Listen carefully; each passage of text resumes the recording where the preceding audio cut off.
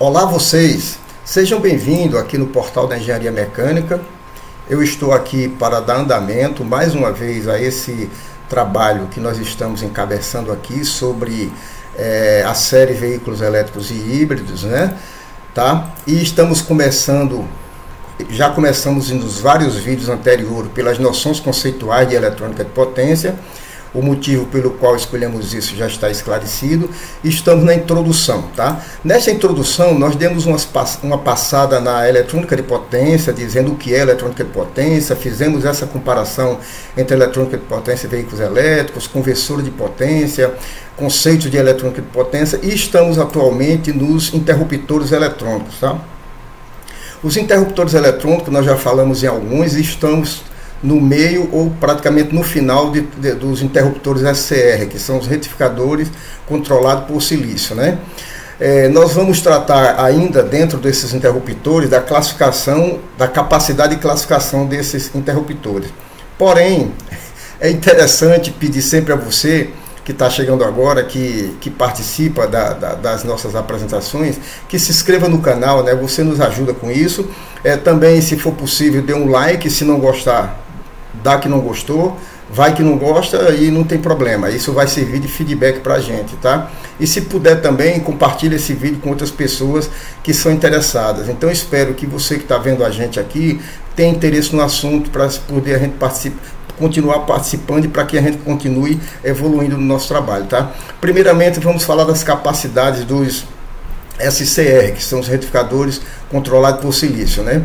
Dentro da capacidade, nós sabemos que eles são componentes utilizados em aplicação industrial para controle e regulação de potência. Então, os interruptores, desde o começo que a gente fala, eles controlam e eles regulam, né? Eles controlam e regulam, porque ele controla no sentido de abrir e fechar, e regula no sentido de aumentar ou diminuir determinadas tensões e correntes, variando as potências dos componentes, tá? Também é sabido que dentro da função dele, da principal função, né, é atuar como um interruptor, que pode ser ligado e desligado por um sinal de controle, por uma central de controle, né? Isso permite o controle preciso de cargas elétricas, que é o nosso caso dos veículos elétricos, né? Ainda dentro da nossa capacidade deles, vamos ver a tensão de bloqueio. Os SCR são projetados para altas tensões, né? Por isso que eles são muito usados em altas potências, né? E que eles trabalham com valores típicos que variam de 400 até 3.000 volts, né? Isso torna adequada a aplicação de sistema de alta tensão, né? E em conversores de energia que consomem muita tensão, são equipamentos que trabalham com alta tensão, tá? Então, como nós falamos de tensão reversa, né, alta tensão reversa, é de se falar que a tensão reversa, a gente procurou esclarecer isso aqui, é a máxima tensão que o SCR pode suportar na polarização inversa ou reversa, né? É a máxima tensão que ele pode suportar nessa tensão reversa. A gente vai ver mais tarde mais detalhes sobre isso. Isso sem entrar em ruptura, que é outra coisa que a gente vai também tratar, que é a ruptura, né? A gente vai ver adiante essa parte da polarização inversa e da ruptura, tá? Então, a polarização inversa, ela ocorre quando a tensão aplicada entre o cátodo e o anodo é negativa, né? É negativa. Ou seja, quando o cátodo está em potencial mais positivo que o anodo, que normalmente é o inverso, né? Então, se ele está com potencial mais positivo, a gente diz que está em polarização inversa ou reversa, né? Nessas condições, o SCR não conduz, né? Não conduz corrente. Ele está em estado de bloqueio, né? Nessa condição ele está em estado de bloqueio, o nosso SCR, tá certo? Então, dentro ainda das capacidades, eu falei de ruptura. O que é a ruptura, né? Nós falamos na tensão reversa, explicamos, e a ruptura, ela se refere em situações que a tensão inversa ou reversa aplicada ao equipamento ultrapassa o limite máximo, lógico. Ele ultrapassa aquele limite que ele pode suportar, e essa tensão de ruptura sendo alcançada, ele vai ter problema, você vai ter problema com o seu equipamento, vai ter ruptura com certeza, e até no caso extremo uma queima do equipamento, né? Pois bem, quando isso acontece, você começa a conduzir de forma descontrolada, né? Você ultrapassou a tensão de ruptura, o equipamento está prestes a entrar em ruptura, entrou em ruptura, ele vai parar, tá? Então ele começa a conduzir de forma descontrolada, resultando em corrente excessiva, né? Essa corrente excessiva que pode danificar o dispositivo, né? A ruptura pode causar falhas, como eu falei, tornando inutilizável, ou seja, queima. Você queimou o seu componente eletrônico, né?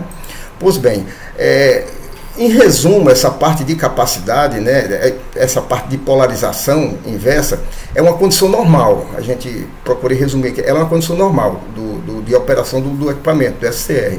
Mas se a tensão inversa exceder aquele limite especificado, né, que nós falamos ali vai de 1000 até 3000 volts, né, se excede esse limite especificado, pode levar à ruptura e à falha do componente. Isso está evidente, para quem já trabalha com isso sabe disso. Ainda dentro da capacidade, nós vamos tratar de outra capacidade dos SCR, que é a condição, a corrente de condução, OIT, né?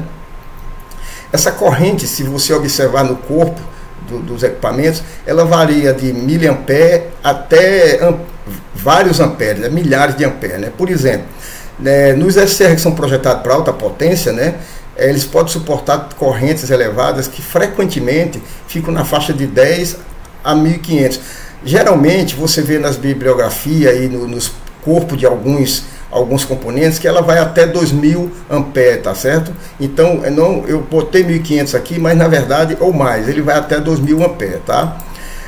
Ainda dentro da capacidade dos SCRs, é bom falar sobre a capacidade de temperatura, né?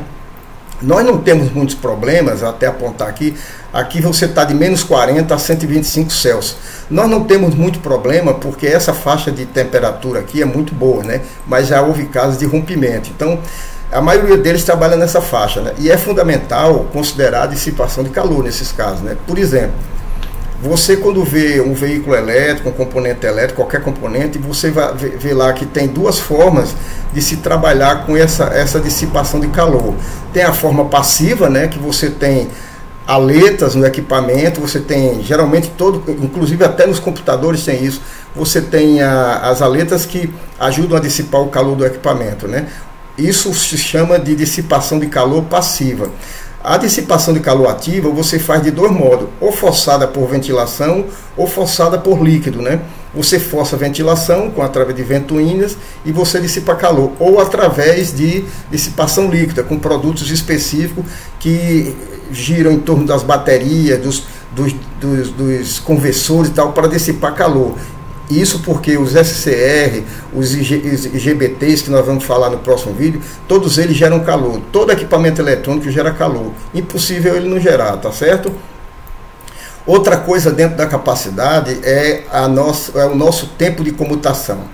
A comutação do SCR é muito grande, ou seja, o tempo que leva para mudar de estado ligado para desligado é uma característica importante. Grande no sentido de ser alta em termos de frequência de mudança, né?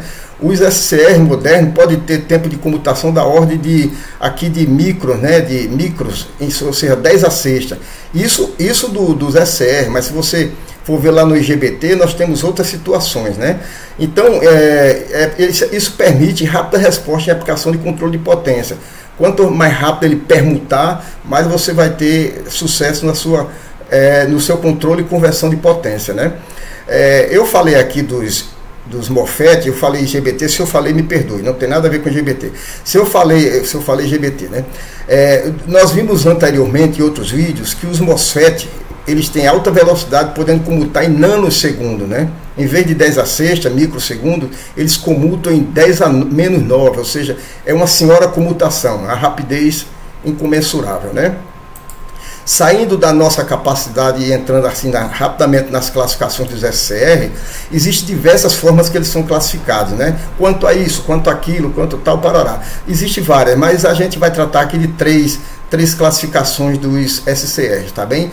Classificação quanto ao tipo do dispositivo, né? Que ele pode ser padrão, né? Usado em aplicações gerais de controle de potência. Ele pode ser um SCR de alta tensão, né, projetado para operar em altas tensões, né, geralmente acima de 1000, né, e tem um SCR de baixa tensão, que opera em tensões mais baixas, geralmente abaixo de 600, 500 volts, tá certo? Então isso aí é a classificação por tipo de dispositivo.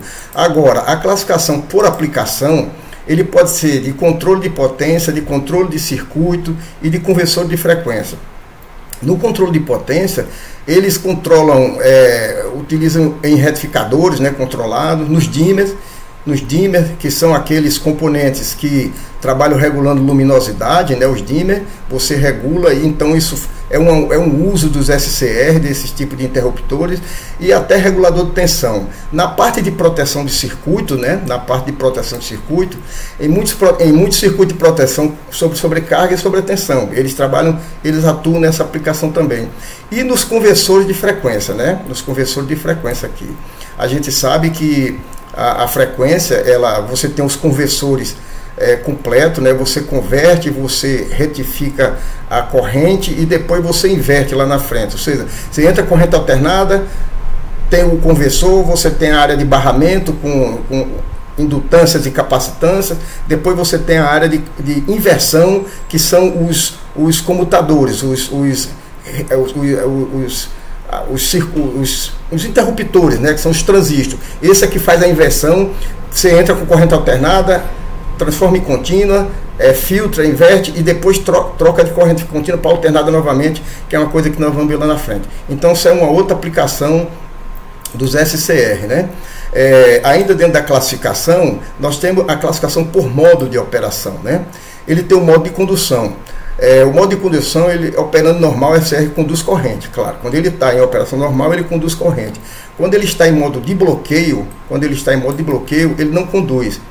Isso até que uma tensão rompa essa tolerância de tensão. Quando essa tensão é rompida, ele dispara, ele começa a operar, né? Então, pessoal, a gente explica de um pouco rápido, porque a gente tem tempo limitado, já falei isso aqui várias vezes, né? Mas a nossa intenção é que o que a gente tenta falar seja entendido, tá? Nós estamos chegando ao final desse vídeo 1.15, né? E vamos entrar provavelmente amanhã no vídeo 1.16, nós vamos entrar falando do IGBT, né?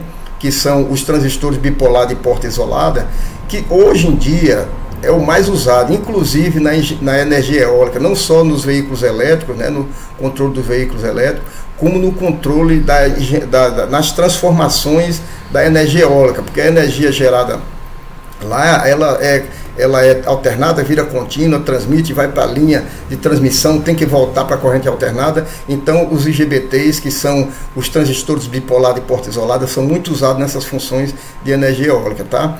Eu agradeço se você chegou até aqui assistindo a gente, muito obrigado e até o próximo vídeo. Eu espero você lá, tá?